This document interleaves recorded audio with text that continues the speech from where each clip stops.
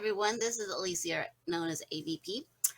So just recently, I was able to reach out to someone for an interview. So I've been planning on doing an interview with somebody in the Star Trek Voyager community of all series. So, in case you guys didn't know, I absolutely love science fiction, and also my boyfriend Jack Beers also loves science fiction very, very much. And so I've been planning on doing this interview last year, and things happened where it didn't happen. But the thing is, it actually did happen. So me and my boyfriend got to actually interview Manu Intriyami, who is actually the actor who played Icheb on the Star Trek Voyager series. So I hope you guys sit back and enjoy this lovely interview that happened between Jack, myself, and Manu. And the thing is, all of his opinions are his own. I'm not going to edit any of it that happened. What you see happens, what we discussed happens. So just sit back and enjoy the interview between the three of us, and I will see you guys after the interview. Take care. Bye.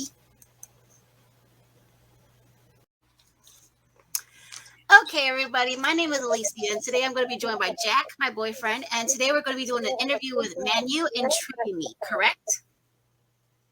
I think we were going to do an interview with Manu Intriyami today. So I said it wrong. So Manu Intriyami, correct? So it's Manu Intriyami. Okay, gotcha. So I have a question. My first question is, what would you consider your most iconic role and why? I don't know the meaning of iconic. So John Wayne is known for all of his Western roles. What would you say is the role that mostly defines you as you? Being just Manu Intriyami, just the human being that I am. Fair enough. Fair enough. Yeah, I mean, all of life is a stage, and we go through it every day, and we try to be the best actors that we can be during every moment. And I think just being Manu Intriyami has defined me more than any role I've ever played. It's been a weird life and a weird name given to me by weird 1960s hippie parents who actually gave me the name Manu Intriyami, which means God of the Sun, God of Law, God, which is kind of a lot to live up to. That's a lot to live up to. Yeah. So I rebelled against it and just went diving deep into like being a man, a dirty, horrible, sinful human man. But now I'm thinking the God direction's a better way to go. So, yeah, I mean, to be honest, that I think just being me defines me, and the characters that I play are, they're like reflections of mankind, womankind. They're reflections of humanity. Mm-hmm. And if you can be lucky enough to play a bunch of characters throughout your life, the reason that I act is to be a mirror for humanity, and to try to spread empathy as much as I can, because I figured so the easy answer, of course, besides all this babble, is the Icheb, because Icheb was a character I played for 2 years on Star Trek Voyager, Mm-hmm. and it was a hugely popular show around the entire globe, and it was also wonderful writing and wonderful. Everything about the show was well done.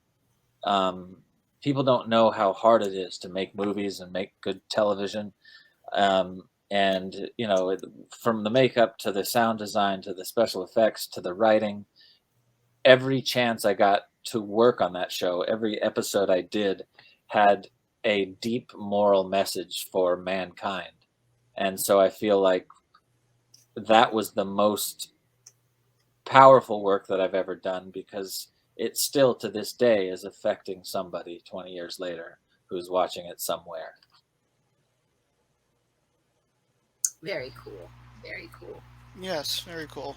So, what made you get into acting in the first place? Um,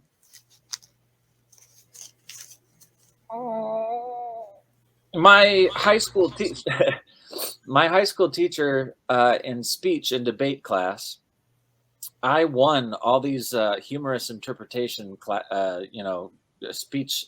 Um, you would go on these tournaments and you'd win these trophies and stuff doing humorous interpretation of like plays or whatever. I see. Hmm. And I was in speech for a couple of years, and I won like every event that I went to. But my for some reason my teacher just didn't like me, probably because I was a foul-mouthed punk rock anti-authoritarian kid, Hmm. and so her and I just didn't get along. And I thought, okay, well, if I can't be free to do what I want in speech, maybe I'll go check out the drama department. And that's when it really, it all started when I was a kid. But when it really started, I went and did some plays in high school. Then I started doing community theater. And in one of the community theater plays I was doing over the summer, there was a manager in the audience. And she asked me if I wanted to move to Los Angeles and she would represent me after high school. And I took that opportunity and said yes. That's really cool. That Yeah. is cool. That's That, cool that somebody would just take a chance. You know what? I see there's potential in you. Let's go with it. right. Yeah. Yeah, So, it was. I couldn't say no to her. That I mean, I loved acting. I've always loved acting, even since I was a yes. little kid. And she said, I'll get you an agent. I'll represent you, and you'll have a leg up on most kids that go out there just with that. Right. And so I said, yeah, of course, I'll try that. Nice. So, That's are any of your characters a lot like you, or is there any characters that are like you could say that this is autobiographical, even though it's obviously not? I think that I mean, I'm in a very esoteric place, I guess, tonight. But I feel like all my characters are like me in some way. Um, I think if you talk about Icheb, he's got a beautiful heart. Hmm. He's got uh, empathy. He's got loyalty for his friends. He's a genius. I don't think I'm a genius, but those parts of Icheb that like I want to be as good of a man as Icheb was. Um, I'm sure I'm not, Hmm. but that desire um, to be known as someone that there's those moments in Icheb where you just go, oh man, what a guy, and you know um, you can donating experience. the cortical implant. Yeah, that episode is so powerful. Um, he's the kind of guy that would give his cortical implant to his friend and risk death. And Yes. I would like to think that I'm the type of guy that would give my kidney to someone I love and risk my life, or whatever. I think that's the metaphor for that episode. Sure. And then in the bad guy characters I play, like I can get angry. I'm everything that is human. I'm having a human experience. So all these roles, you have to bring something from yourself to them. Hmm. And then when, half of it is fiction and half of it is something that you bring to the role. Um, because we're capable of so much. I, I'm a cynical optimist, you know, so I I would really love to play the Joker because of that. I'd love to get in touch and just be able to spew that anger and hatred and chaos and all that stuff out there. Um, but then at the same time, like uh, yeah, the long and short of it is, I'm like all my characters, and Hmm. I'm like, um, even the bad guys and the good guys. Like we're human. We're capable of everything. Makes sense. Makes Yeah. sense. Totally makes sense. Hmm. So your first gig, according to I think it was the Wikipedia said it was 1997 Pacific Blue. Was Pacific Blue my first gig? I don't think so. No. No. Um, there was one horrible one before that. Close though. Okay. Senseless with Marlon Wayans and David Spade. That was my Oh, first gig in a big movie, and I Okay. was terrible.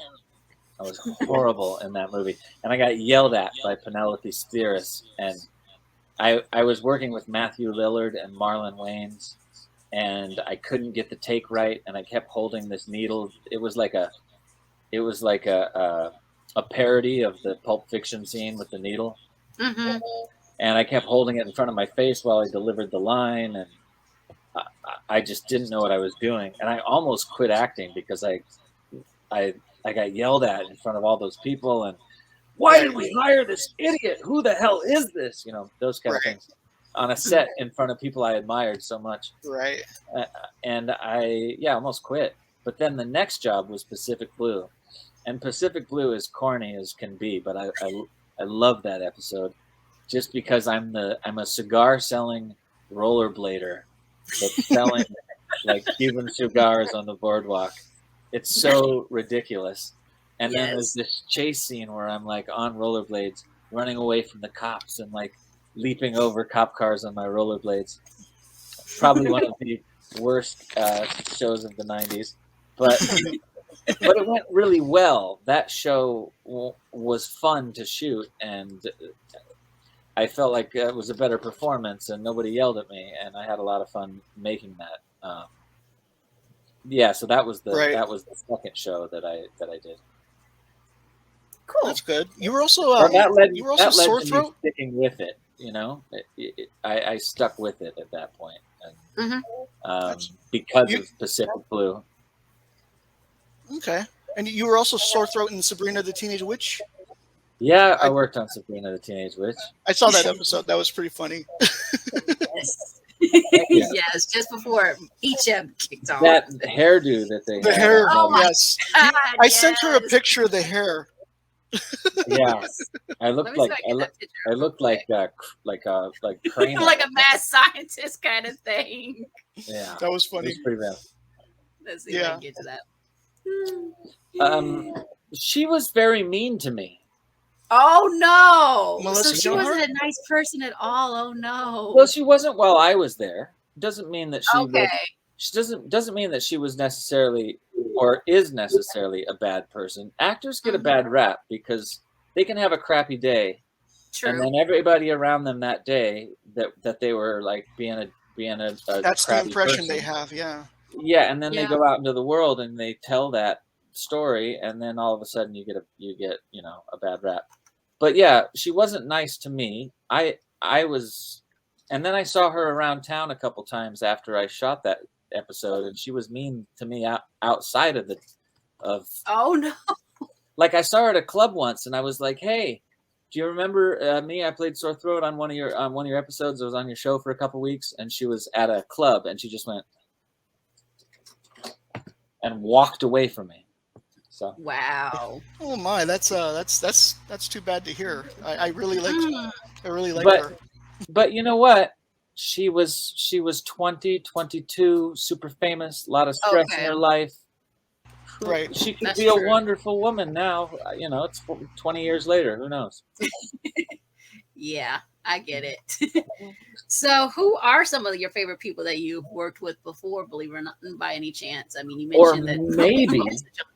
maybe I was being a dick and I didn't even realize it because I was in my 20s and she was like, "Who is this annoying man coming up to me in a club asking me about work?"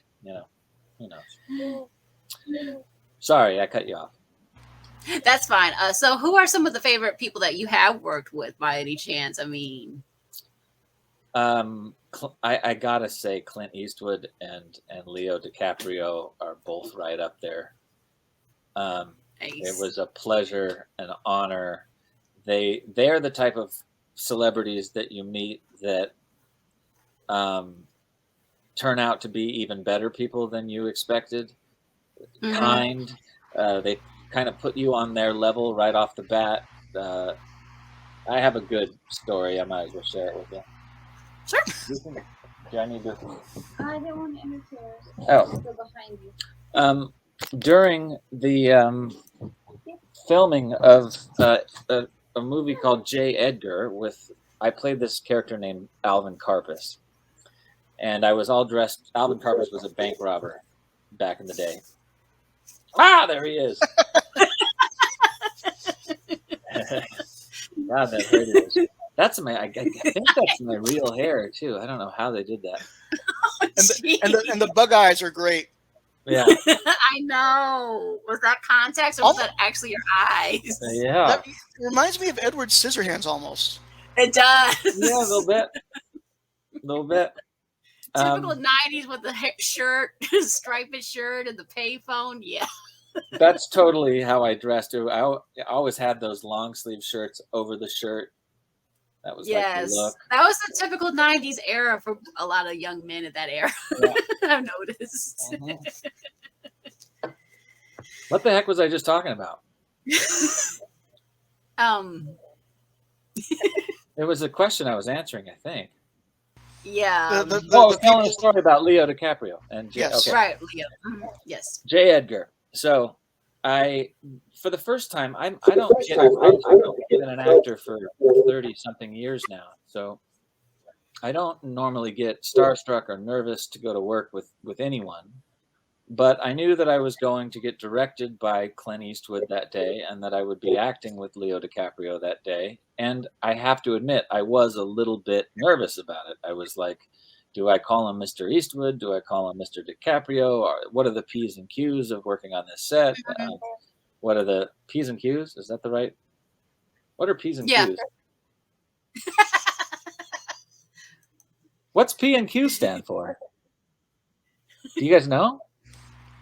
Questions and clanchers? I don't know. Yeah, I don't either. What are the rules of like working on this set? You know, it's funny that I don't know what P and Q stands for. I've said that like that is a weird saying, and it's one of those weird sayings that you don't know where it came from. Yeah. Yeah, mind your P's and Q's. Mind your. Yeah. Like, why do we need to mind them? Yeah. Right there on the keyboard, but. But so I'm decked out in this like 1940s gangster spectacles and top hat and cool suit, and I'm just standing there on set getting ready, and I look over across the street on the Paramount. Actually, it was on the Warner Brothers lot, and Eastwood has one of these little like things in his seat that's a little view screen that he can watch the tape on. And he sticks it in his like little holster in his seat, and he looks up at me, and he slowly across the street just like started looking at me, and I was looking at him, and I was like wondering if he was looking at me because I hadn't met him yet because I got the audition off of tape. I didn't meet the guy, so I just got hired. So I'm kind of looking over my shoulder. And he slowly walks over to me, and I'm like, oh, man, he's looking right at me. He's coming towards me. And he gets all the way up to me, and he goes, well, if it isn't Manu, a blah, blah, blah. And he elbowed me, and then he winked.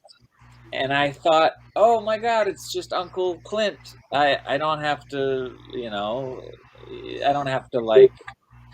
he immediately put me in a relaxed state where it was like, okay, we're here to work. We're here to have fun. That's good. And it was the same thing with Leo. Leo came up and was like, hey man, let's hit it today. Like, let's knock this scene out. Let's have some fun. And so you're immediately, both of those gentlemen didn't have to do that. They didn't have to take the time of day to come over, introduce themselves, talk to me, loosen me up.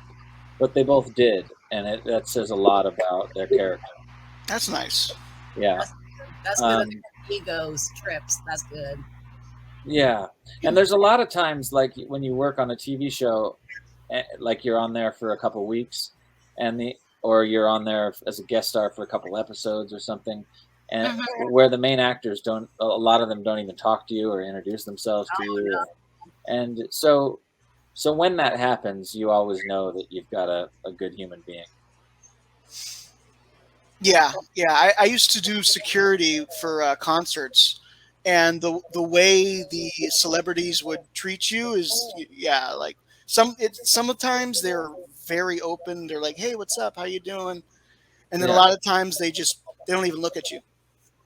yeah, and it to take the time to say, hey, what's your name? George. Cool. Thanks for protecting me tonight. Like that speaks volumes to people. At least it does to Definitely, me. So, definitely. um, so it was neat to know that those guys um, right. weren't just celebrities, but also they were really good people. Um, That's good. Tom Hanks is a really sweet guy. Tom Hanks' kid is a really sweet guy. I got to do this movie way back in the day called Whatever It Takes, and I worked with like Aaron Paul and James Franco and Shane West and Colin Hanks and all these kids that became like big stars. And all those kids were really nice and always have been nice.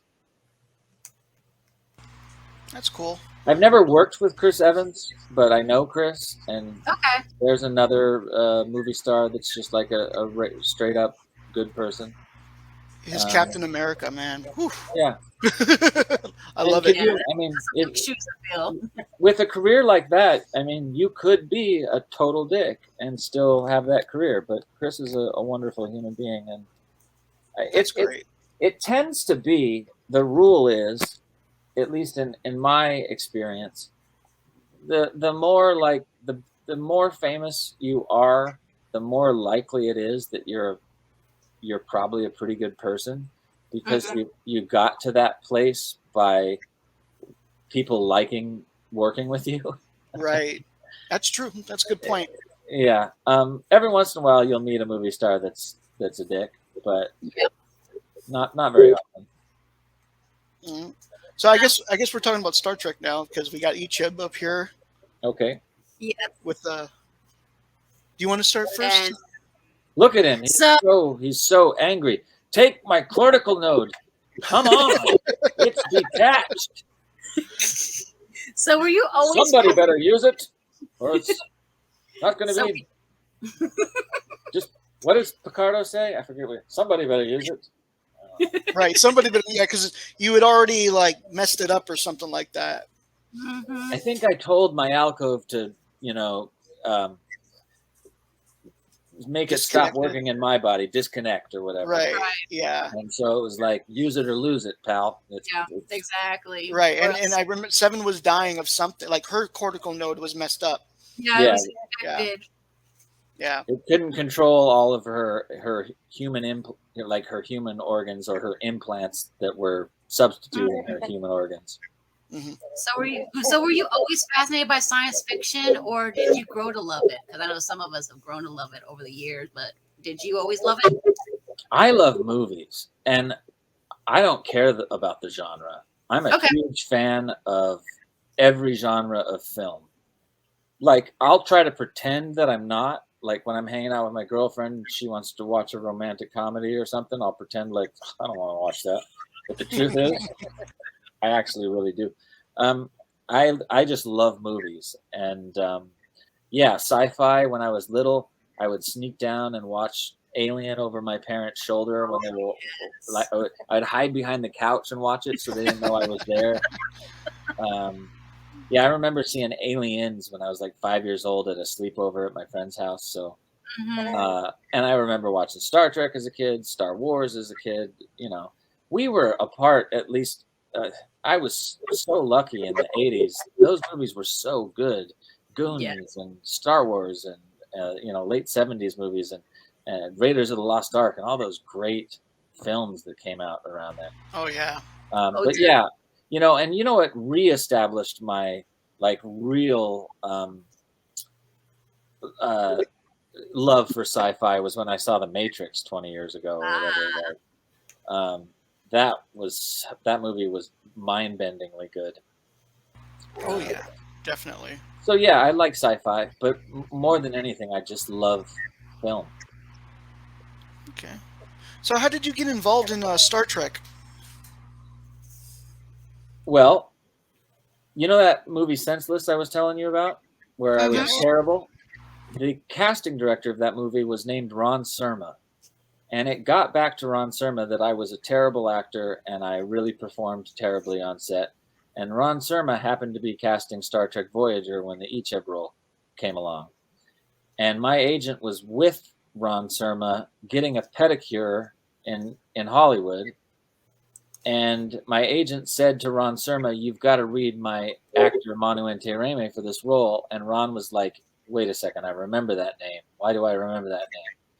And my agent said, "You cast him in Senseless." And Ron was like, "Hell no. That kid is awful. He's terrible. He's never will I hire that kid again." And my agent fought for me and was like, "You have to see him again. It's been 2 years. He's got a lot more experience. That was his first movie ever. He was nervous. He didn't know what he was doing. Now he knows what he's doing. Read him again." And Ron said no again. And my agent got mad. And apparently the lady that was working on his feet cut his foot. And Damn. and he said to Ron, this is the God. story that I heard from my agent. He said to Ron, "I'm literally bleeding from my client. You must read him again." And Ron was like, "Oh my God. Okay, I'll read him." So if not for that fateful day of my agent getting a pedicure, I would not have gotten God. Star Trek.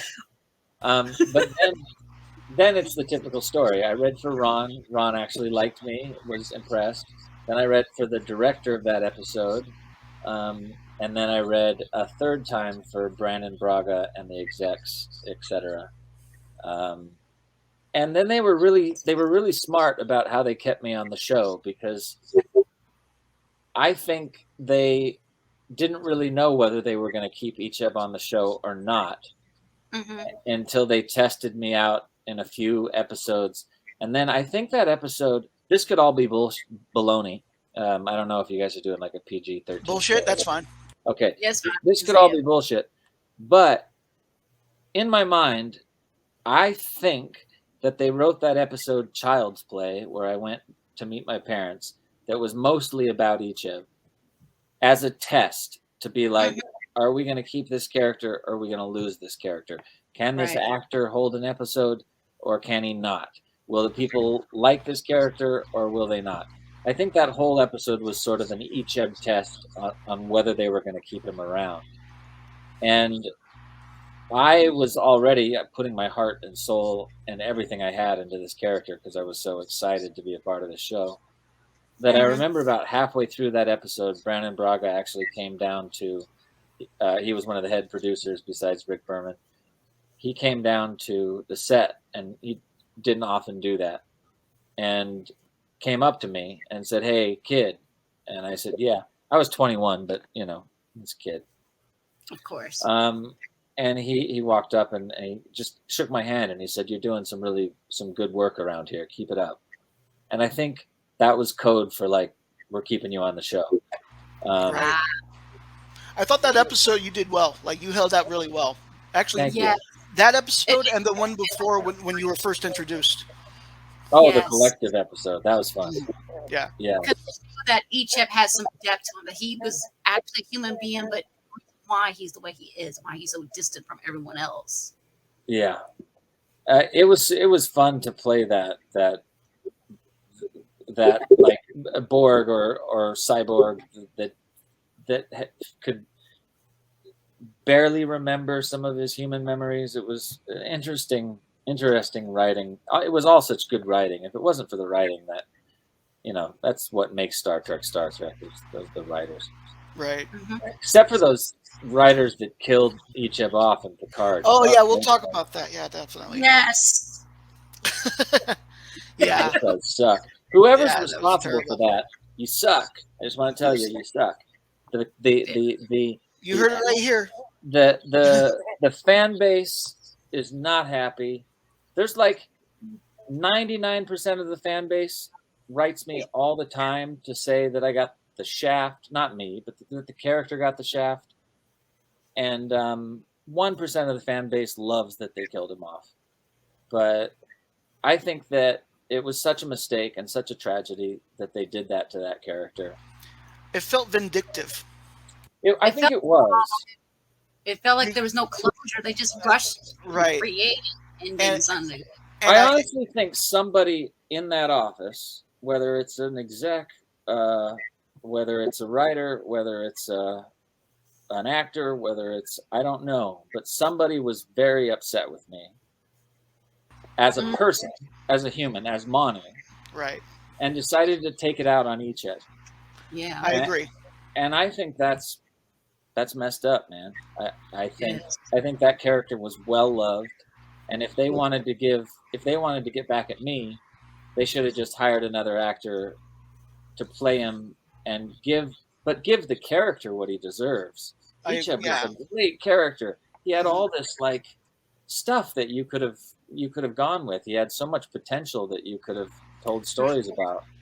And not hiring me would have been enough to be like, there you got your revenge for whatever you don't like about my character. In my head canon, out on Icheb. In my head canon, Icheb lives on in Renegades. He's fun in Renegades, which you did well, by the way. I got to compliment you on that. I like, Renegades was all about that Borg arm that there was this incredible man. I put out a Facebook message. I didn't produce Renegades, but I was just trying to help out. Mm-hmm. We didn't have very much money, and they needed somebody to do the visual effects for his arm. Mm-hmm. And I just put out a Facebook message and said, hey, we're making a little fan film. And if somebody's out there that has time and energy to do this visual effects and has the capability to, we would love to have you. And this amazing man, I wish I could remember his name because I would so give him a shout out right now. But that's one of my inherent problems is I don't remember the people that do me right. This guy just, I think completely for free, did all those visual effects and just made me look super cool. Maybe he'll watch this someday and he could write me on Facebook and tell me his name so I can shout him out next time. Sure. Right. I got to ask about the Borg makeup. Mm-hmm. When in the first episode when you were fully Borg, because your makeup in the subsequent ones is just the nose piece and the little metal parts. But yes, your first episode you were fully Borg. Like, what about the makeup process on becoming a Borg? Like, how long does that take? I thought it was fun for the first couple days. It was about 4.5 hours in the chair. You get there at 4 a.m. You're ready about 9. They pull you to set around 9:30. But it's like a full body suit. And back in the day, they actually had all the little battery packs on all the little blinky lights that they had all over the suit as well that they had to flick on and off. And so you had a group of a couple people following you around everywhere, switching your battery pack lights on and off and making sure that pieces didn't fall off your costume and helping you undo the costume if you needed to go to the restroom. And the hard pieces of plastic on the outside of the costume, sometimes if they're like at any one of your like parts of your body where they rub against, that's awful because you end up like with sort of like wounds at the end of the day from just scraping that hard metal back and forth. It's not metal, it's just hard plastic. Right. But it's super uncomfortable. And I always, I've answered this question a few times, but I always want to make a point to tell people that foam rubber latex makeup, when they use it 2 or 3 days in a row sometimes more for the extras, because they've got all these extras on ship, right? That they have to keep, 20, 30 Borg on ship all day. But that foam rubber latex, it starts to rot and smell like mildew, like Ooh. one day after you use it. So No. a Borg ship just reeks like the worst men's locker room I, you've ever been in. And oh no. it kind of adds to the creepiness of the place. I kind of used that as like a, it's sort of like you realize you're in a rotting, necrotic, Borg hellhole. Well, it's kind of realistic because I think the bodies there are pretty much. Yeah, they would be Yeah. like Yeah, they're metallic and stuff like that. They're more, artificial than realistic. yeah, but yeah, Borg ships stink. See, you can see in that picture there. You see the little girl in the background, Yes. Marley. You can kind of tell her face is a little blurry, but you can kind of tell she's got a little like, oh, it stinks in here. Stink face. Like, kill me now. Get me off this thing. Yeah. But I always, you can see the makeup that I'm in there that you're putting up. So most of it is just pretty comfortable spandex type of stuff. But then Okay. these hard pieces over these like the stuff on my head is all foam rubber. There's no except for that little like tube. That tube is plastic. Okay. That's hanging over my ear. But Okay. But then there's some harder pieces of rubber over the top of the suit, like that piece that's painted silver on my shoulder. Mm-hmm. And those are the kinds of things that kind of rub on you and kind of Okay, yeah, it causes cuts and stuff like that. Yeah. Yeah. But so I always had mad respect for the characters in Star Trek. Like Doug Jones has become a friend of mine over the years. Ethan Phillips, who Yes. for 7 years would put on that layers of carpet and then all that makeup and the teeth and the old school like 1990s eyepieces that hurt really bad to put in. And he would have this jolly disposition all day long and crack people up. And he was so uncomfortable for those 7 years.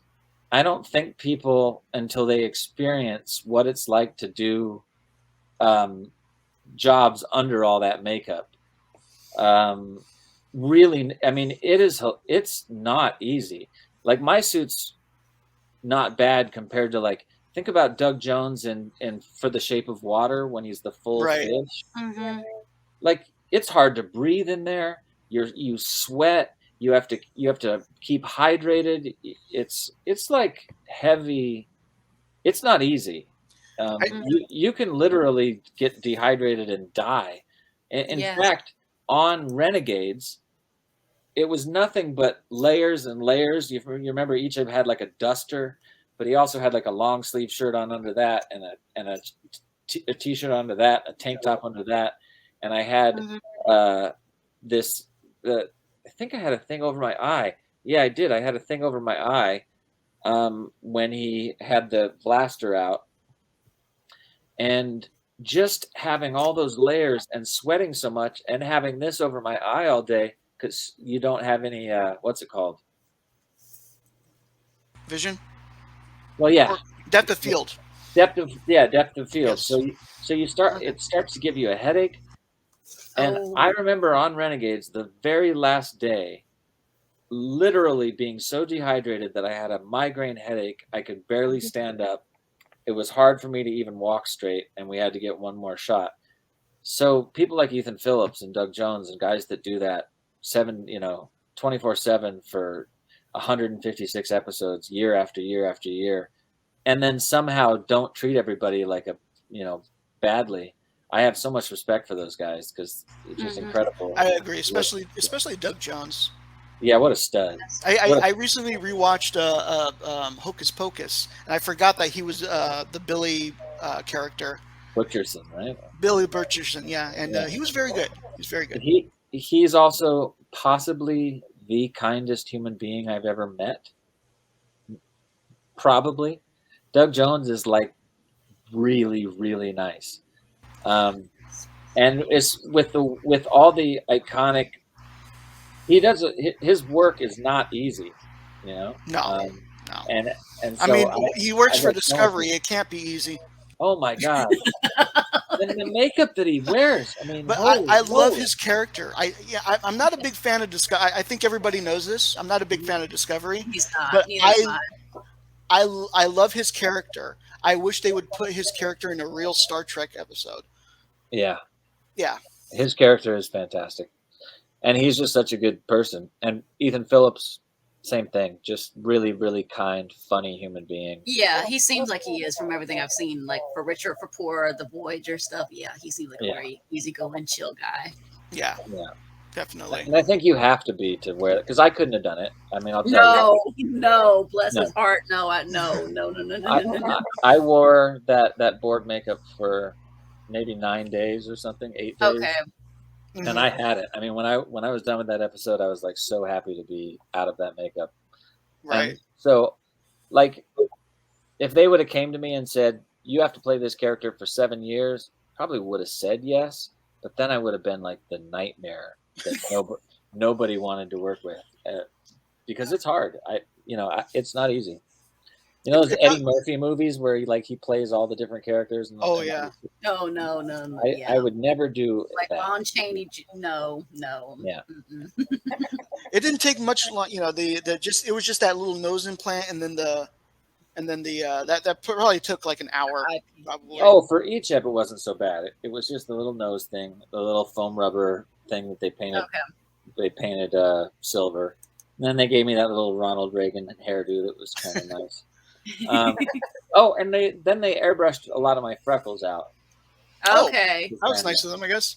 Yeah, I didn't mind it. So it was a form of Photoshop without Photoshop. Yeah, it was like airbrush Photoshop. When I was in the full Borg, they airbrushed the veins on you, and so that meant I was at. See how pretty my face is? It's all de-freckled. Right. Yes. Except they left my big red ears. I don't know why they did. So how is it like working with like Mulgrew and Jerry Ryan and Robert Picardo and all them? Oh, hell. Absolute hell. Those are the worst people I've ever met. I mean, they hate me and I hate them. I'll tell you what. No, I'm kidding. I'm so kidding. Robert Picardo is probably one of the kindest people I've ever met. Picardo said something to me like 5 episodes in. He said, young man, and I said, what? And he said, every once in a while, one of you guest stars comes along that comes on the show and appears every other couple episodes. And you really wake us up and remind us what we're doing here. I want to say thank you for waking up the cast and reminding us these last couple of years why we're doing what we're doing. And I almost passed out. I was already a fan of Picardo before I got on the show. I knew who he was. So to get a compliment like that, the whole cast was so welcoming, and I couldn't have asked for nicer people to work with. Like a lot of actors will say that and not mean it, but I mean there wasn't a bad egg on that set that I didn't get along with, or that wasn't kind to me, or that wasn't willing to, if I needed to, because I was young and I wasn't like, they were in the flow. They were on season 6 and 7. They knew their stuff quicker than I was still trying to find my character. So if I needed extra rehearsal time, they were always willing to do that with me. And yeah, I mean, who else did you ask about? Kate. Kate was like literally the captain of the ship. The boys would like mess around on camera and play jokes and waste time and piss off the producers. And but then when Kate came on board, it was like, oh, Kate, back to work. Captain's here. In the best way. She wasn't like a mean lady. She was just such a professional that you couldn't help but give your best for her. Picardo the same way. All those actors took their craft seriously, and that makes you rise to the occasion, because the better actor that you're working with, the more likely that your performance is going to be good, because they force the acting out of you. And all those guys and gals were so good at what they did that I was just there trying to steal as much camera technique and acting technique as I could from them and try to hold my own with what they already had mastered. It's awesome. Yeah. Ethan Phillips was a blast to work with. Ethan, like, I remember that episode where we were all sitting around at the campfire in the cargo bay. It was a Halloween episode, Haunting of Deck 12. Ethan was like hilarious on that episode. He would just keep making the kids laugh with little improv lines that he would make up on the spot, and he called the story that he was reading us "My Pet Duck Farts Too Much" instead of I think the book was called Slaughter Meets the Invisible Vertebrae. I can't believe I remember that. Oh, wow. But he was going, I'll read you a story. My pet duck farts too much. And the kids like just started laughing, and he'd wink at me and he'd be like, nah, and then the kids would blow takes because everybody would be laughing, but it was so much fun. That was Ethan, All the boys would do that. All the boys would throw in a little extra, like something at the end of their line, just for fun. Like, tell the captain I'll meet her at 0800. And tell her I think she's a righteous cunt.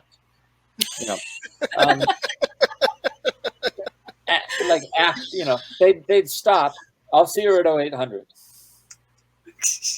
And then they'd wait till they got what they needed, and then they find some horrible. They can just cut out. Yeah. And it was I'm so mad at myself because one of the people that worked there snuck me. Snuck? Is that a word? Snooped? Snuck? Yeah. Snuck me all these outtakes from of all these terrible things that these actors said that were so fantastic. And I used to have them all in a box. Somehow in a move they got lost. And I'm so mad at myself because that would be gold these days. What a treasure trove. Yeah. Right. So, have you ever had to travel in films? If so, what are some of the places you've had to travel for? I am unlucky in the sense that I've never had to travel outside. Is that true? Yeah, I've never had to travel outside the States. Okay. I've had to travel to many different states to film, but I've never had to go overseas. In fact, this month, I was fighting with all my might. My good friend James Bird is directing this wonderful movie up in Vancouver right now. And the casting director is a great friend of mine named Fern Champion, who's championed my work my whole life. She's been trying to give me breaking roles. But it's really hard. I did everything that I could to get that job in Vancouver, but even having the director as my friend and the casting director as my friend, it just came down to they wanted to hire locally and save the money by hiring locally. Oof. And it's just like, it's frustrating. But yeah, traveling for film is always fun. The lucky thing about Star Trek is I got to do all those conventions, and I still to this day get to travel overseas and do conventions all around the world. And right, it's like one of the great perks of being a part of that show was you got to metaphorically, and pretend travel all around space and meet all these different alien cultures. And then for years afterwards, you get to go to all these different countries and meet all these different cultures and all these different people that have your show has had some effect on, and get to meet that culture and learn about that culture, and truly humble and to be a part of Star Trek. It was such a gift. There weren't shows like that back in the day. Now with Comic-Con and all that, a lot of shows you can travel and show up and do celebrity signings. But back then, when Comic-Con didn't even exist, this was like Right. 2000. It existed, but for the most part, they were just Star Trek conventions, and then it morphed into celebrity conventions and Comic-Con, and now it's like, there's a ton of shows that can provide you that perk. But back in the day, that was like the only show on the air that came along with that. So Yes. I always felt very lucky to get to do that part too. That's cool. So you were also in Pearl Harbor. I heard. No, I No, wasn't. I don't no. know why that's on my resume. I would love to Really? say that. I'd love to say that I was. I think in a few interviews back in my early 20s, I even did and just went along with it. Yeah, it was great. I was in the water and I was going, ah. No, I wasn't on that. I don't know why Oh, that's so still on my. that is not okay. No, Okay, because I actually went and I tried to find you because it said it was Is that the him? person who said the P60s or something like that. I don't know who gave me credit for that. I don't know how that ended up there. So that is not you. Okay, then That is not you. Okay. I'm glad we Wow. cleared that up actually, I'm glad we straightened that out. because Yes. that didn't look like you. No, that's not me. Yeah. Okay. Great. All right. Glad we set the record straight. And if I am in Pearl Harbor, it would have been, yeah. I don't remember auditioning for Pearl Harbor, so I don't think so. Okay. I was in an interesting World War II movie called Fortress that's worth a watch about all the B-52. It's about a crew of guys aboard this ship called the Lucky Lass, and it's about what the troops had to go through if you were a B-52 bomber crew. You had to fly 23 missions to go home, and not a lot of guys survived that. So Oh wow. it was it's quite if you watch Fortress, it's sort of a slow burn, but by the end of the movie it does touch you, and it does touch your heart, and I was lucky to be a part of that film. I'm a little bit angry because the first part of the film sort of like romanticizes war a little bit, and I don't like being a part of movies like that. And romanticizes drinking, and I could do without that part of the movie. But all in all, the movie is pretty solid, and all I care about in the end of a film is if it touches you here or here, then it's a pretty dang good movie. So you should check out Fortress if you haven't seen it. Nice. Definitely. So, who's someone that you would like to work for, but you haven't ever worked for? I mean, you mentioned Eastwood, you mentioned Leonardo, Quentin Tarantino. Oh, yeah. Yes. Nice. I mean, would love. Yes. That's the dream. When I was 16, I saw Pulp Fiction, and I was thinking about, like, I had already done that play that I told you guys about, where the manager said, "Hey, will you move to LA and act after high school?" Mm-hmm. And I think it was, I know it. It was that film. I saw that film. I was so blown away by that film. I went, if that's what Hollywood is doing, I need to be a part of this. And I packed my bags and I went. So I've always been trying to track down Quentin. I've never succeeded in doing so. I even hung around with, do you remember the guy that played, I guess his name was, no, what? His name was Lawrence Turney. And you ever see Reservoir Dogs? Yes. He was the old guy that hired them all. Okay. Yeah. Remember, hey, you're Mr. White, you're Mr. Pink. That guy? That guy, yeah. Mm-hmm. He was an old 1940s movie star. He played Dillinger when he was a young man. Right. I know you're talking. And in his old age, he was a drunk, crazy, scary person to hang out with. He would shoot holes in his ceiling. He'd get drunk and do the weirdest things. He'd walk across Hollywood Boulevard with his wiener out, peeing and stuff. But I hung around with this guy for like a year just because he kept telling me that he was going to introduce me to Quentin. Never happened. Oh, Never happened. I love Lost. bummer. I actually did love Bummer. Lost. Missed opportunity indeed. Yikes. Well, I hear he only wants to do 10 movies and he has one more left. One more. So good luck. I know. We'll push for it. We'll push for it. Yeah. Yeah, we'll, and we'll tweet him. I know I've known both of. There's two casting directors that have cast most of his stuff, and I know them both. So I actually thanks for reminding me. I'm going to get back on harassing those people to try to get an interview for the next last one. I would love to see you in one of those movies. Definitely. Yeah,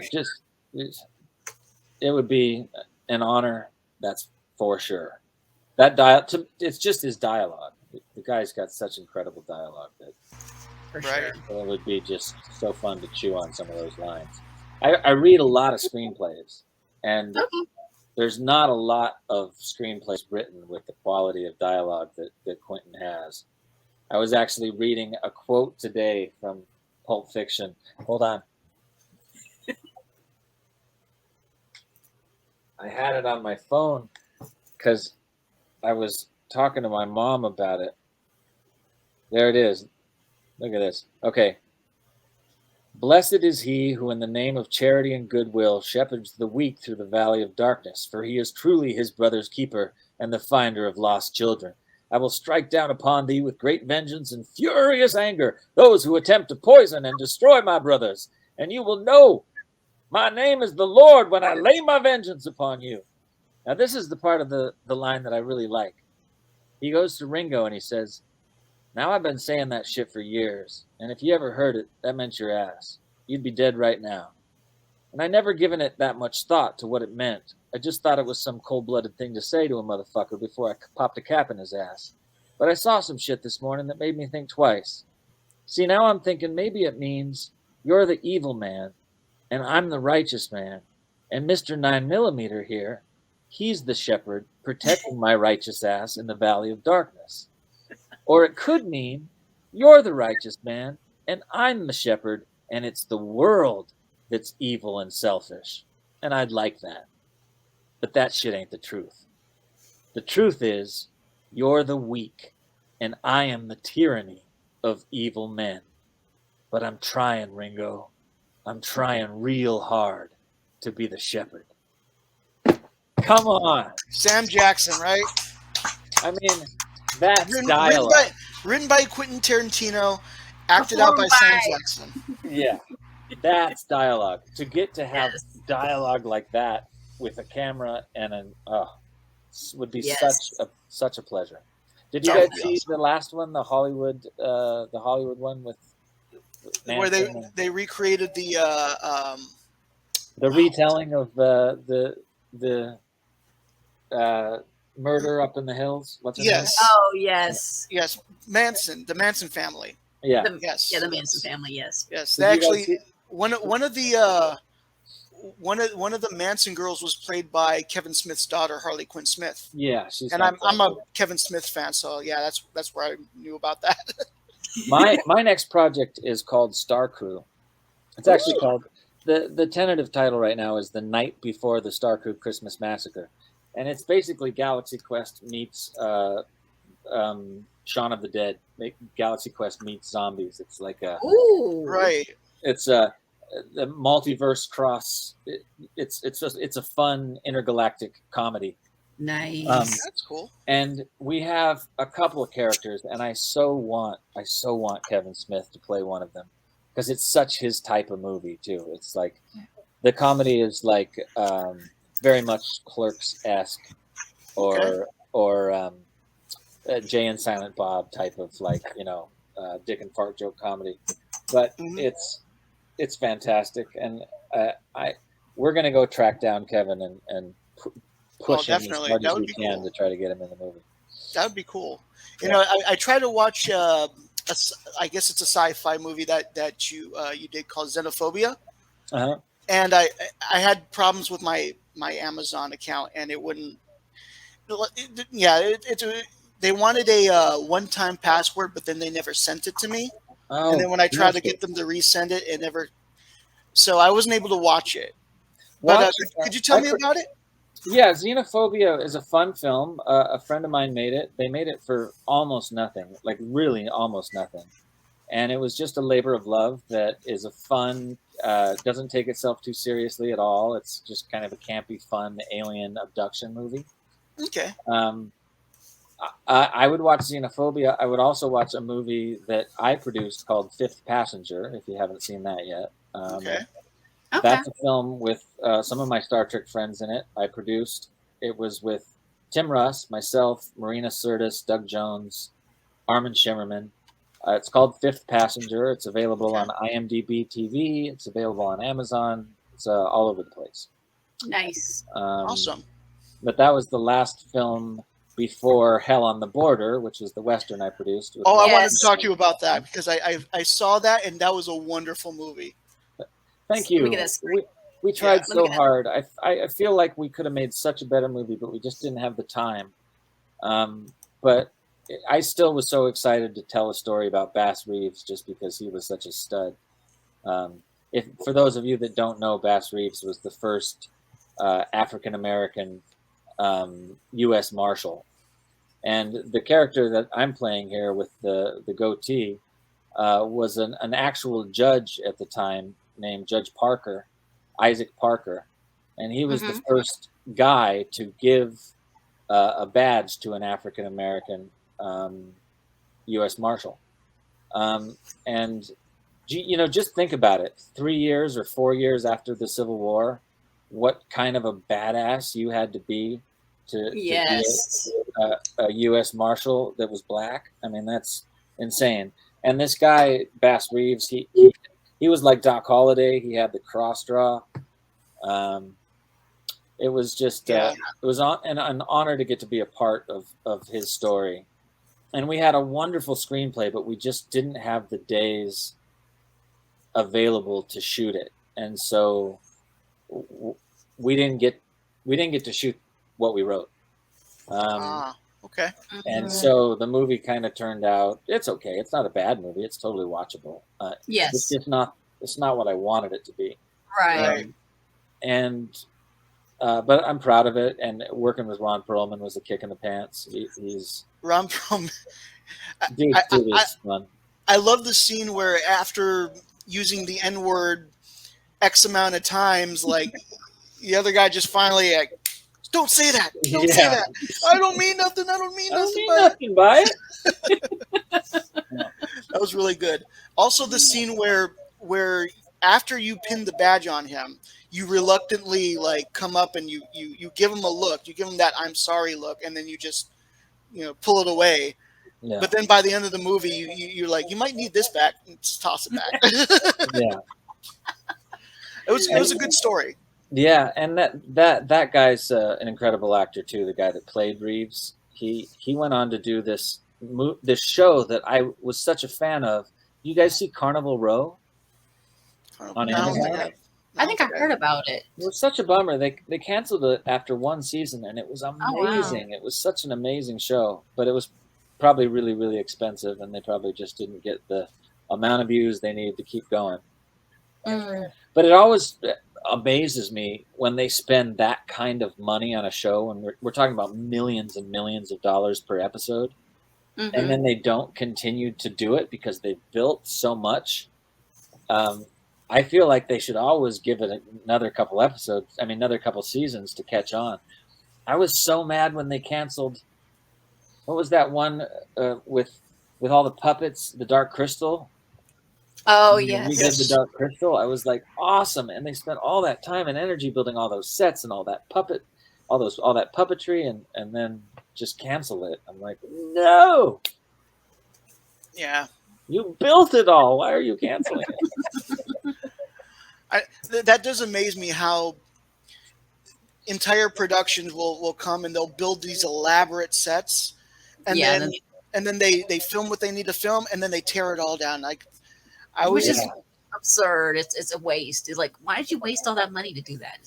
Bogus. Which is why I like the idea of like a universal backlot where it's they recycle a lot of the sets. They might change the scenery here and there. A lot of times they do on big films. If they do a big set piece, it ends up somewhere, whether it's some collector's yard or in the back lot somewhere, just stored, or in a museum 20 years later. Or I know a lot of like the Titanic sets are like that. That they're the sets are in the museums right now or something like that. Yeah. Right. It'd be awesome to I can't wait, actually. This movie Star Crew, we get to build another spaceship, so I'm excited to do that. Nice. And bring our look to a bridge. And we get to build a transporter room. We get to build some hallways. We get to do an alien planet set, which that's going to be fun too. That sounds real interesting. I can't wait to see it. That should be really good. You guys are going to dig Star Crew. And if anybody's out there that's interested, I'm still looking for a partner. We've raised $500,000. I'm looking for a partner to match the 350 that we still have liquid. If anybody happens to be out there listening to the show and wants to make a movie with me, just email me, manuintriyami@gmail.com. And we're so close. We've got A-list actors that are ready to come and like sign on with us, but we need the money for the bond. I already have the money to sign on the A-list actors, but I need the money for the bond so that we can get financed through the banks. And that costs just as much as signing on like I can't say the name of the actors because we don't have them attached yet. But let's say a Nick Cage or a Big Trouble in Little China. What's that guy's name? He's the guy I like the most. I know who you're talking about. Oh my gosh, why can't I think of his name? He's like my number one choice. I'd love to get him. How do you Big Trouble in Little China? Come on, Jack. I'm Googling it. He played, I think his character was even Jack in the movie. Oh, I want to say Jack Burton. Yeah, Jack Burton is the character's name, but the actor, I can't think of it. He was in Tarantino's. It's Kurt Russell. Yeah, Kurt Russell. That's it. Yeah. I had it on the tip of my tongue. We have a character named Captain Ron, and Kurt Russell would be so perfect to play Captain Ron. So yes. we're going to go after him. We're going to go after Nick Cage. We're going to go after a few guys. But awesome. If you guys want to also follow the movie, follow me on Instagram or Twitter at Manu Intriyami, and I always post updates about where we are. We hope to be shooting by summer of next year, probably April, May. So cross your fingers for Star Crew. That sounds good. Yeah, I know, I understand. Like it's hard to do these things without the money. Like I've been researching enough of these movies that I love. All these movies that I love that almost didn't happen because the financing wasn't there. You know what I mean? Have you seen that incredible show, The Movies That Made Us, on Netflix? That's exactly what I'm talking about. Home Alone. Home Alone got canceled, and then they switched studios, and the studio was like, "Oh, you only need $2-3 million more." Yeah, there you go. And they made like $100 million. Yeah, and what I love about that show is it shows even on the big studio level movies what a nightmare it is making movies behind the scenes. Yeah, it's really hard. The financing I see is the hardest part. Yeah. So imagine guys like me who make movies like between $3 and $5 million. I don't have that $80 million, $180 million budget to, I've got to do every little thing, and everybody on my crew has to do every little thing right, and they have to do it for less money than they're used to doing it for. Right. And it's just so hard to make a good movie. And when you watch a movie, it seems like, I could do that.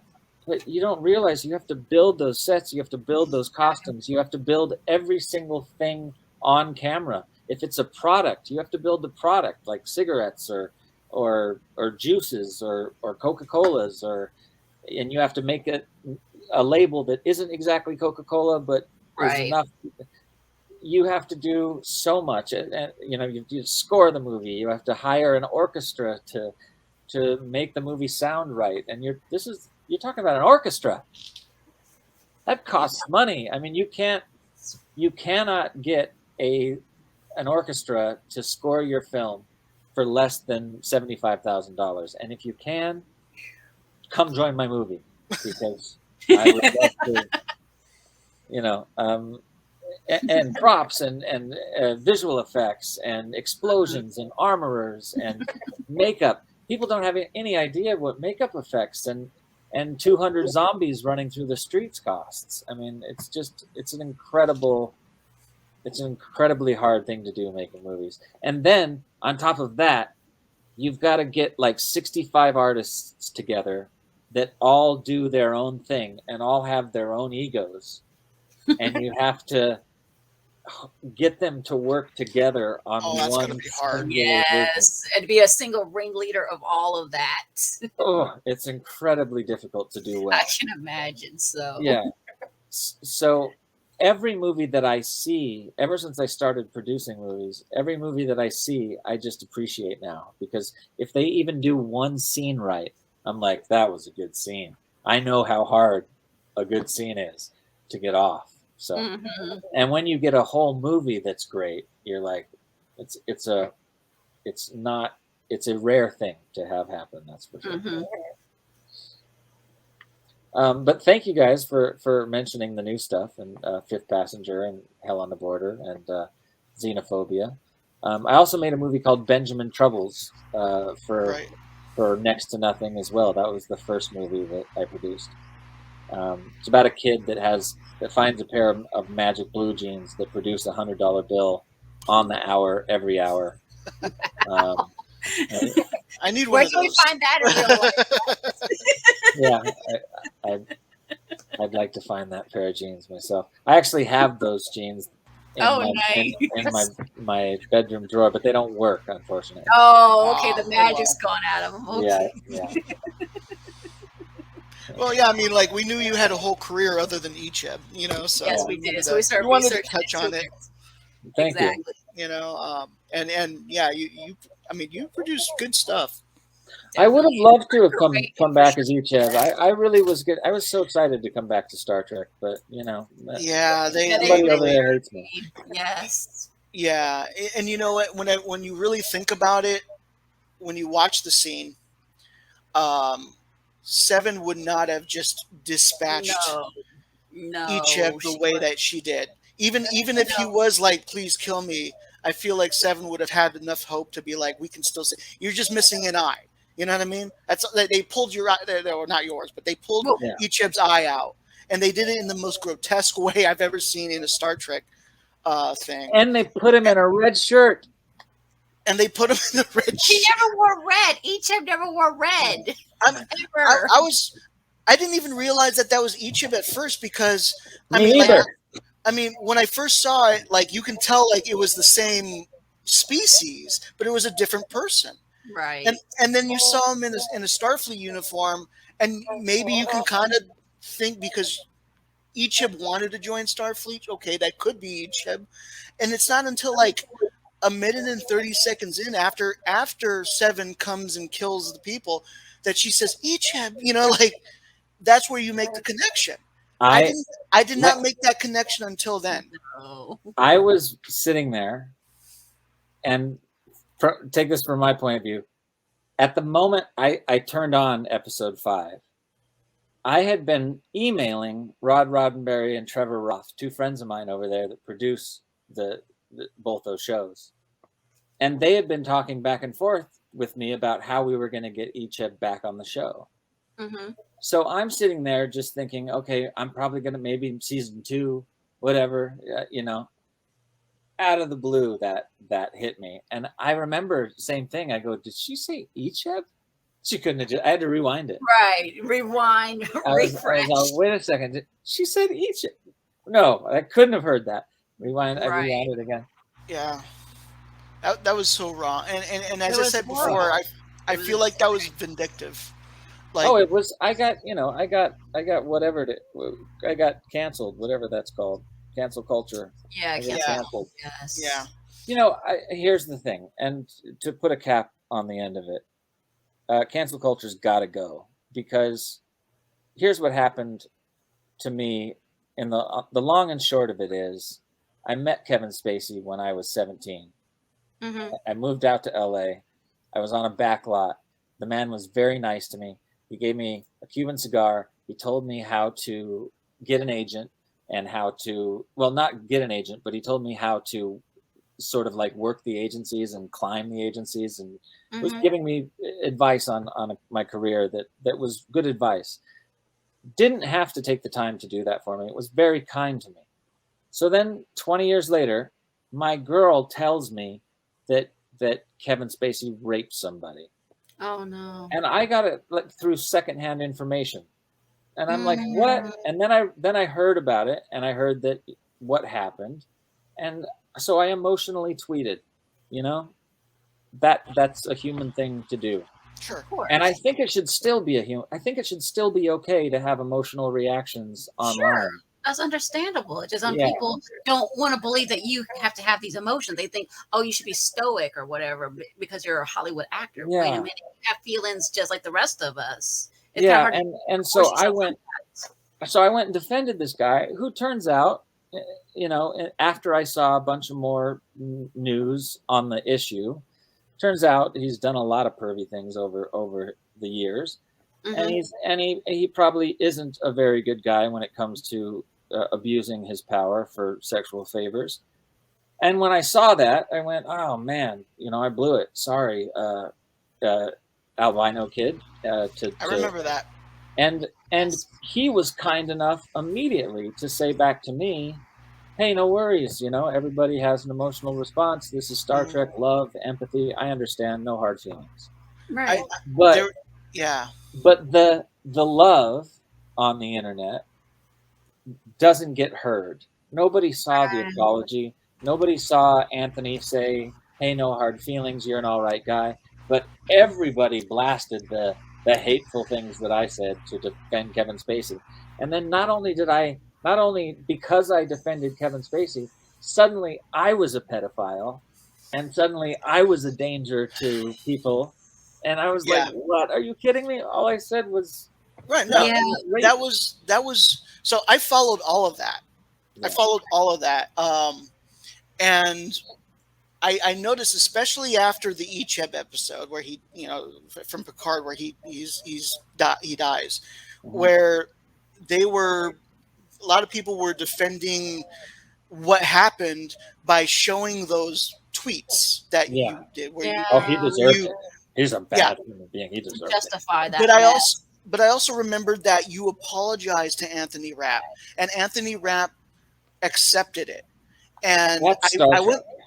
I went back, or yeah, and I went back and I screenshotted that, because every time I saw one of those tweets where you defended Kevin Spacey, I also show, like, hey, like, this is the other side of it.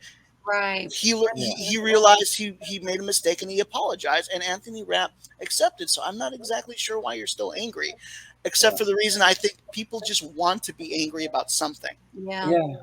And people also want, as soon as I've noticed, just being a F-list celebrity, I've had a really hard time in my life in general, because actually I've had a really privileged life, but um, because I played Icheb.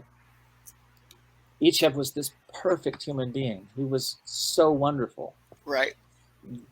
that people want to meet him, and people want to see him in me.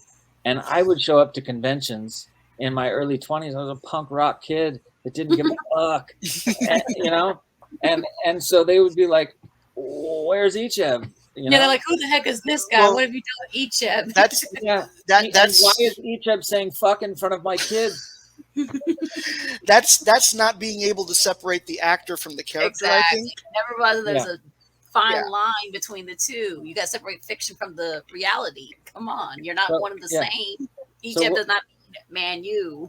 yeah. So what I'm trying to do now is I'm trying to like make a few movies and let people know out there that the qualities of Icheb exist within this man, but I'm not Icheb. Right. And Right. I, and that people in general, just as far as social media goes, stop judging people so hard by a couple of tweets. know.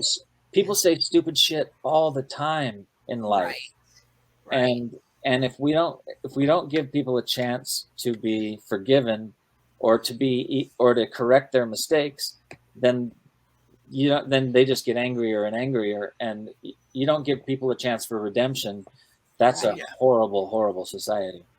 So I'm like all out against cancel culture. I think it's disgusting. It is. I It needs to be. think I Yes. think there are people that absolutely deserve to be canceled, but then there are people that get caught up in Yeah. people like myself who I'm like, I don't think I deserve to have my Star Trek career taken from me. No. No. Um, Not Absolutely at all. not. Especially that way. No. Absolutely not. No. There's a proper way to do it without. No. Mm-mm. yeah, but it is what it is, and so I'm just going to go about my life. What I do want to say is that the fans, 99%, all the way through all that nonsense, were so loving and supportive, and listening to the 1% that were hateful was a hard thing, but the 99% of you that wrote the loving things that you wrote me really kept me going through that. And no one likes to hear an actor bitch about how hard it is to get bashed on social media, because like all actors in the world get hated on social media, and the more successful that you get, the more hated on you're gonna have to. Then you get on the tabloids, and you get those horrible shots of your butt crack hanging out at the supermarket, Right. and boy, has he gotten flabby, all nonsense. But that stuff does hurt, man. And those 3 months after they killed Icheb, and listening to people say, "Hey, you got what you deserved, you arrogant prick," Yeah. it was really like psychologically, it was hard. It was like I cried a few times, but and we shouldn't do that to people. We shouldn't do that to celebrities. We shouldn't do that to human beings. Right. We should just we should forgive and forget, and we should also be allowed, like I'm babbling, but I was right in that generation of computer where computers, like, to me, social media was always the place where I could be flamboyant and out there and Right. somebody else and like a different character. But I think this Exactly. generation, the younger generation, is more like, no, social media is what you are. Mm-hmm.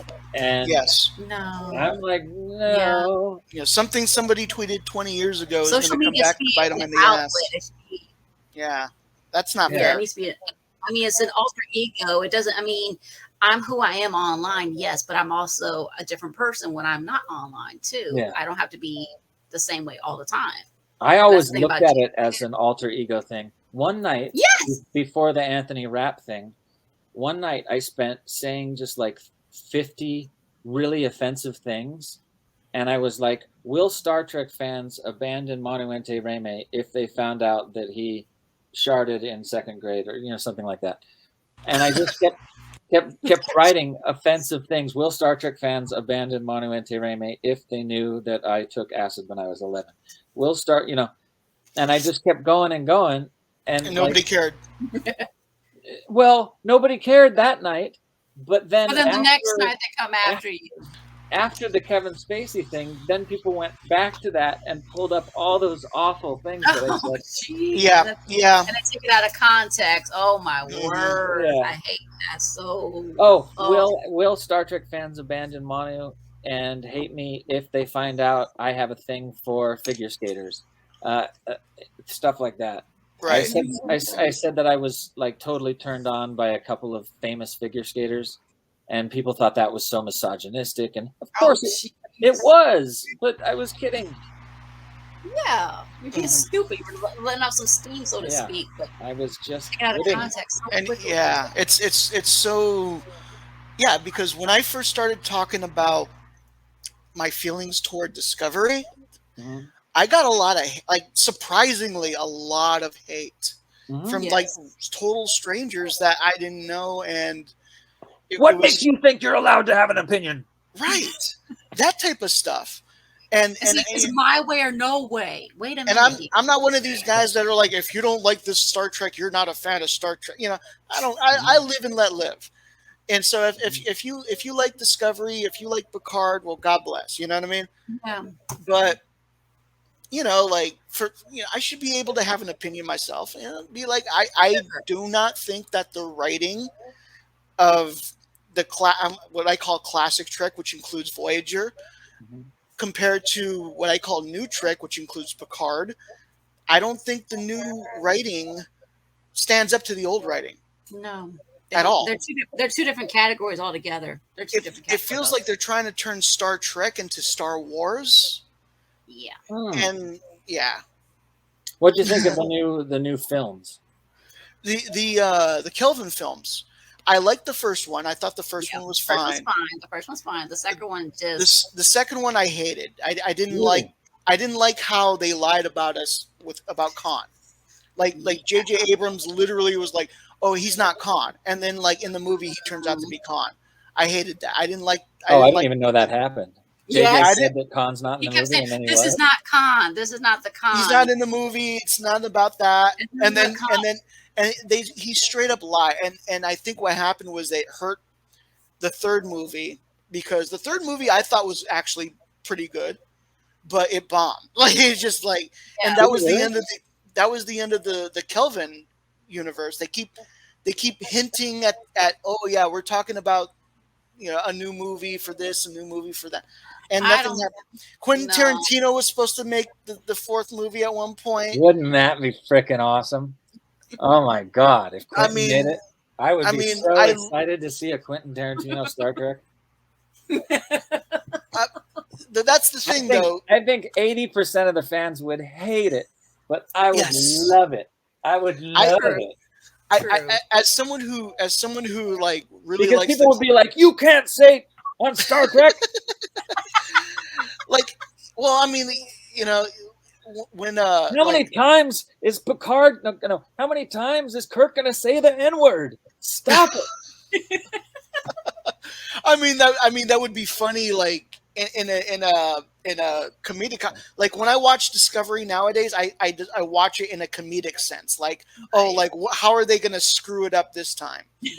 Right. But I think Tarantino, people don't give him enough credit. I don't think Tarantino would make Star Trek into some weird Tarantino land Star Trek. I think he would be honored. I think he would be honored to go back. I think he would make it very intelligently, and it would be respectfully. Yes. Yeah, I think so. I would hope so, but I also know that's not his style. So, like, that's when I heard about that, I was skeptical. I was like, is that the best idea? It would have been a heck of an experiment, that's for sure. I mean, Discovery is a heck of an experiment too. I'd say it's an experiment and a journey in itself. Anytime they give an incredible director a franchise, I'm always excited to see it. Like when they gave Neil Blomkamp Alien, I was like, "Oh, that's going to be cool," and then they took it away from him. I think, Neil Blomkamp, he did like.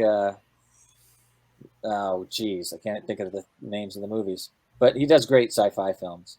And okay. I thought his Alien would be really fun. But the Ridley movies that came out, as many Ridley Scott aliens as he wants to make, I want to see them. Oh yeah, definitely. I'm sorry, we've just been babbling away. I'm having. That's so fine. I love listening. What are some of your hobbies, by the way? Since we know you like to make independent films and stuff and produce stuff, so what are some of your hobbies besides filmmaking? Besides writing and making movies, I do a lot of watching movies. No, I like to. What do I like to do? I like to camp. I'm a big camper. I like to camp. I like road trips. I love to travel as much as I possibly can. I do stand-up comedy. What else do I do? Hobbies. Oh, I love graphic novels and comic books. Nice. Any particular kind? All of them. Capes and everything from capes to like adult comics. I am a fan of any good story. If it's a good story and it's got, I like the story more than I get off on the art. But I like great art too. True. You want if they merge well together, it goes well. I totally get that. I totally get that. It's been a while since I've been to the comic book store, but there was I'm trying to think of the name of the. It's a great. I hope they make it into a movie or a TV show of some kind. It's about a guy and he's got horns, and it's an intergalactic thing where they're trying to get their baby. Do you know what I'm talking about? I think I do. It's going to drive me nuts. Hold on. Oh, I'm not going to be able to find it. Yeah, that sucks. But I know which one you're talking about. I know which one you're talking about, though. Yes, I know which one you're talking about, though, for sure. It's so good. And it's like a sci-fi thing that they should make, but I can't think of the name of the title. Nice. But, I love, I'm a huge fan of Batman. And oh yes, those are good. Snyder did this Batman with this new villain or new set of villain called the Court of Owls. Did you read that at all? I think I read parts of it. The Court of Owls are like this elite group of people, rich, nasty people that have been running Gotham behind the scenes for a long time. And Batman doesn't even know about them. I thought that was a really cool storyline. I hope that the Court of Owls makes its way to a Batman movie someday. Nice. I always love in the old Cape comics when they introduce a new villain. That's always exciting. I'm always like, wow, new villain. So what kind of legacy would you like to leave? I also work out. I work out. Okay. I'm big into eating all the delicious sports enhanced beverages and vitamins and minerals and stuff that I can put in my body. I'm a big fan of you can see I've got like all these sort of supplements, healthy supplements and such.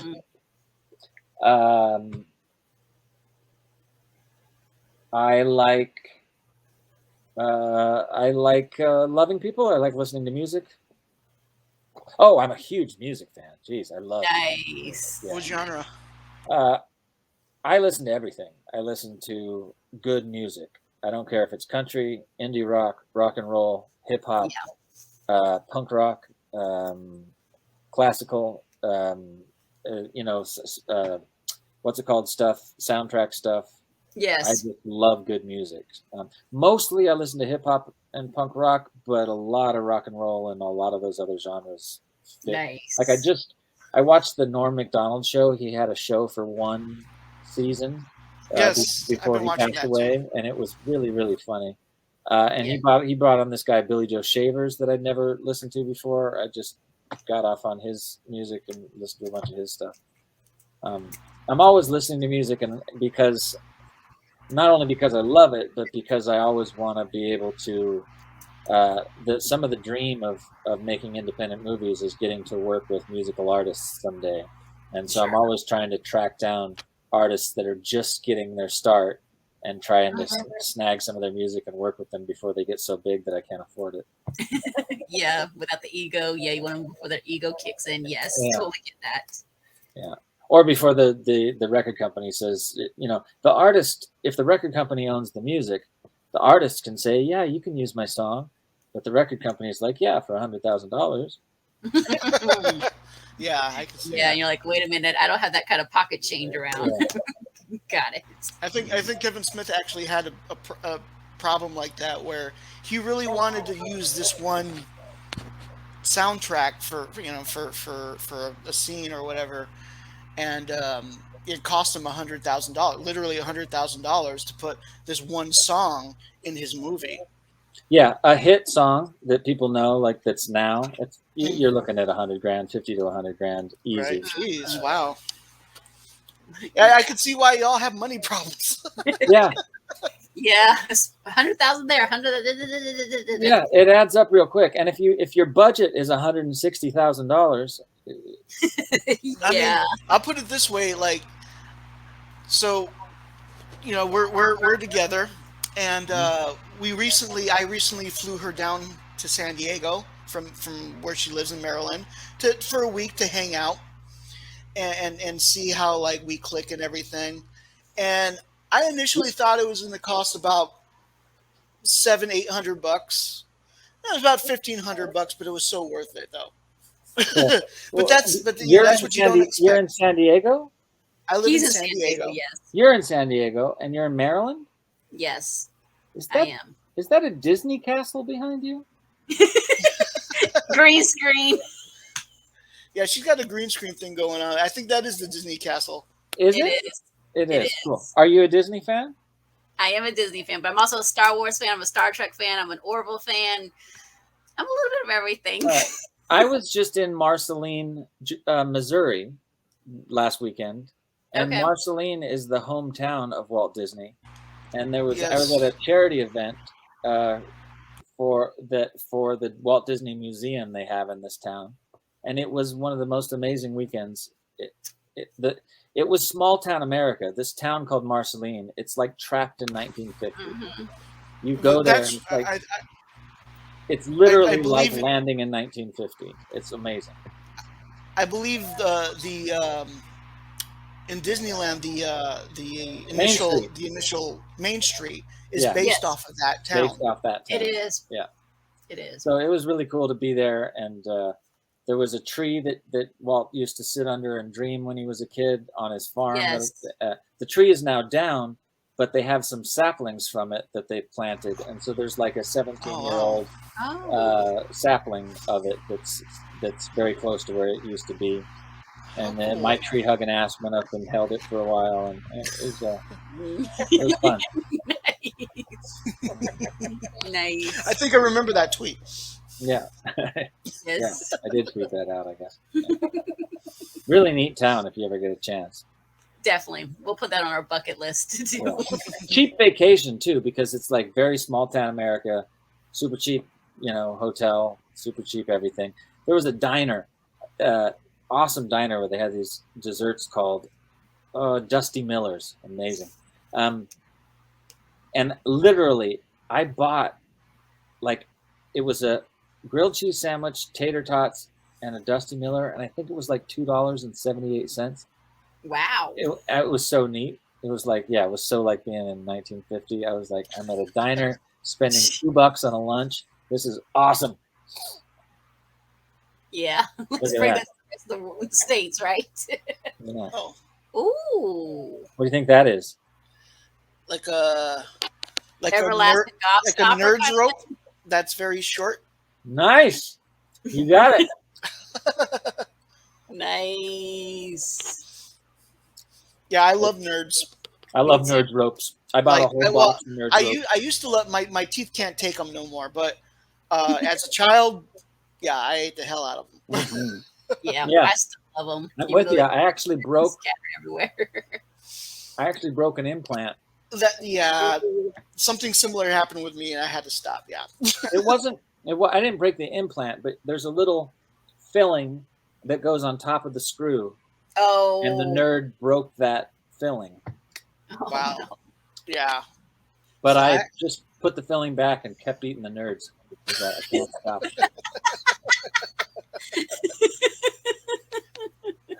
if they weren't so hard, I would totally keep eating them. Yeah, Yeah, they they're should be a dangerous. little They're tad definitely softer. they're definitely old guy teeth dangerous. Yeah. Yes, exactly. So, what kind of legacy would you like to leave for future generations? Empathy. I just want our species to be more empathetic in general.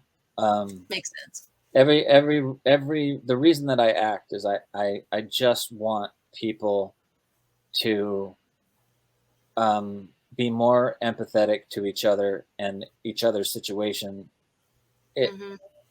sometimes it's so hard for human beings to see each other's pain and Hmm. each other's difficulty, and it's for some reason it's very hard for us to remember that we're all suffering and that we're all having a human experience and that life is really hard for everybody. And So I just want us to be more empathetic, and that when I see a good movie about a story, for instance, I'll just pick Moonlight. Moonlight Hmm. won the Oscar a few years ago, and it was a story about a young gay black man that grew up in the hood. Something that I don't relate to at all. I am never been a young gay black man that grew up in the hood, sold drugs, and kept my sexuality closeted. No idea what that's like. But Hmm. that movie was so powerful and so well done and such a good story and so well acted that I could relate to that person. And and I think that's such a powerful thing. That's why I like movies. That's why I write movies. I want to make people laugh. I want to make people remember that, don't take this all too seriously. We're all going to die. We're all going to be gone from here soon. It's a blink. So enjoy as much of it as you can and be kind when you can to other people, um, even assholes, because I am the most fallible human being in the world. I promise you that. I am a manipulative, horrible, foul mouthed, punk rock, ex addict, whack job, but I am deserving of love, and so is everybody else in the world. And so that's it. Just as much empathy as I can spread while I'm here. I love that. Sounds good. Thank you. Thank you. Sounds good. So yes, that answers my question. What advice? Empathy. Yes, we definitely need empathy for each other. So, any Yeah. other questions, Jack? Before we wrap up. I'm done. Thank you for Uh, answering all of our yes. Thank you questions. so much. We You, appreciate it so yeah, much. thank you for your time. Thanks for having me, Jack. Thanks for having me, Elisa. See You're you down quite the path. welcome. Yes. Thank you. All right. Okay, let me hit the end record. Yes. Hey guys, hope you enjoyed that interview between Manu, Jack, and myself. It was a lot of fun learning about Manu and also about some of his acting career. To learn that he's done everything from Sabrina the Teenage Witch to also Star Trek Voyager to also many other projects as well. It's really, really awesome. Thank you, Manu, for answering our questions. And let's keep in mind what he said. Let's practice the practice of empathy because unfortunately, empathy is a lost art and it needs to be done more in our society. So let's go out there, show empathy for one another, let's show respect for one another. And so let's go out there and support Manu with whatever projects we can support him with. And I appreciate you guys so much for tuning into this wonderful interview between the three of us. And I hope you guys have a wonderful rest of your, excuse me, your day, your evening, whatever, when you watch this. Enjoy. And I will see you guys another time. Good night.